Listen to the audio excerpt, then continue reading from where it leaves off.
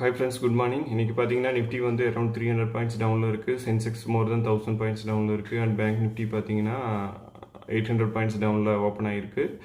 Reason வந்து crude oil அதிகமாக இருக்குது. மறுபடியும் $110 கிராஸ் பண்ணி brent crude oil around $112 trade ஆகிட்டு இருக்குது. அப்புறம் நார்மல் க்ரூட் ஆயில் வந்து $104 ட்ரேட் ஆகிட்டு இருக்குது. இதனால் என்னாச்சுன்னா நம்ம ருப்பி வேல்யூ மறுபடியும் ஸ்லைட் ஆகி கீழே போயிருக்கு. 96.2 ரெக்கார்ட் லோல் இருக்குது. இன்னும் ஃபர்தர் டிக்ளைன் ஆக தான் வாய்ப்புகள் அதிகம். ஏன்னா க்ரூட் ஆயில் இப்படியே போயிட்டு இருந்ததுன்னா ருப்பி வேல்யூ வந்து வேகமாக விழுவும். ரெண்டாவது சைடு பார்த்தீங்கன்னா $110 இருக்கிறது.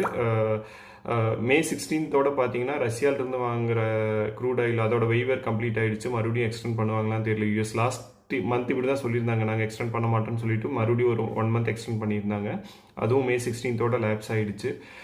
ஆல்ரெடி உக்ரைன் ரஷ்யா வந்து மறுபடியும் ட்ரோன் அட்டாக் எல்லாம் போயிட்டு இருக்கனால யூஎஸ்லேருந்து வந்து இது மாதிரி மறுபடியும் அந்த வெய்வர் எக்ஸ்டெண்ட் பண்ணக்கூடாது அப்படின்ட்டு நிறைய பேர் சொல்லிட்டு இருக்கனால யூஎஸ் வந்து அதை எக்ஸ்டெண்ட் பண்ணுமான்னு தெரியல. ஒருவேளை எக்ஸ்டெண்ட் பண்ணலைன்னா இந்தியாவுக்கு வர க்ரூட் ஆயில் இன்னும் சப்ளை கம்மியாயிரும். இன்னும் க்ரூட் ஆயிலோட ரேட்டு குளோபல் லெவல் அதிகமாகிடும். ஸோ 110 இருக்கிறது 120, 130, 140 அப்படியெல்லாம் போகலாம். இப்போ வந்து லாஸ்ட் வீக் வந்து ₹3 வந்து ரைஸ் பண்ணாங்க ஃபியூவல் ரேட்ஸ் இந்தியாவில். பட் ருப்பி டிக்ளைன் ஆகிடுச்சு. அது ₹94 இருக்கும்போது கால்குலேட் பண்ணது. இப்போ 96.2 ஆனதுனால அவங்க ரைஸ் பண்ணதுக்கும் இந்த ருப்பி டிப்ரிசியேஷனுக்கும் ப்ளஸ் அந்த $10 க்ரூட் ஆயில் 100லேருந்து 110 ஆகிறதுக்கும் எல்லாமே மேட்ச் ஆகிடுச்சு. ஸோ ஆயில் கம்பெனிஸ் அதே லாஸுக்கு மறுபடியும் வந்துருச்சு. ஸோ இன்னும் ஒரு 2-3 ஹைக் கண்டிப்பாக இருக்கும் தான் எதிர்பார்க்கலாம். பெட்ரோல் ஃபியூவல் ரேட் வந்து 120, 130 வரைக்கும் போகலாம், பெட்ரோல் டீசல் விலையெல்லாம். ஸோ அதுக்கு நம்ம ரெடி ஆகிக்கணும். ரெண்டாவது வந்து பார்த்தீங்கன்னா கோல்டு விலை இன்டர்நேஷ்னல் மார்க்கெட்டில் ஒரு 4% டவுன் ஆச்சு. ஏன்னா டாலர் கொஞ்சம் ஸ்ட்ரென்தன் ஆச்சு. ஏன் ஸ்ட்ரென்தன் ஆச்சுன்னா க்ரூட் ஆயில் விலை அதிகமானதால டாலர் ஸ்ட்ரென்தன் ஆச்சு. டாலர் ஸ்ட்ரென்தன் ஆனால் கோல்டு விழுவும். இன்ஃப்ளேஷன் அதிகமாகறனால கோல்டு விழுவும்.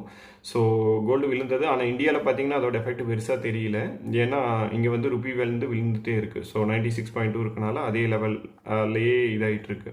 ஸோ உலகத்தில் கோல்டு விழுந்தாலும் இந்தியாவில் பெருசாக விலை வாய்ப்புகள் கம்மி. ஏன்னா ருப்பி விழுந்துகிட்டே இருக்குது. ஸோ இது ஒரு முக்கியமான அப்டேட்டு. ஸோ இன்றைக்கி என்ன வாங்கலான்னு பார்க்கலான்னா அமராஜா எனர்ஜி அண்ட் மொபிலிட்டி அது வந்து மறுபடியும் 800 பிலோ ட்ரேட் ஆகிட்டு இருந்தது. இண்டஸ்இண்ட் பேங்க் வந்து கொஞ்சம் அட்ராக்டிவாக இருந்தது.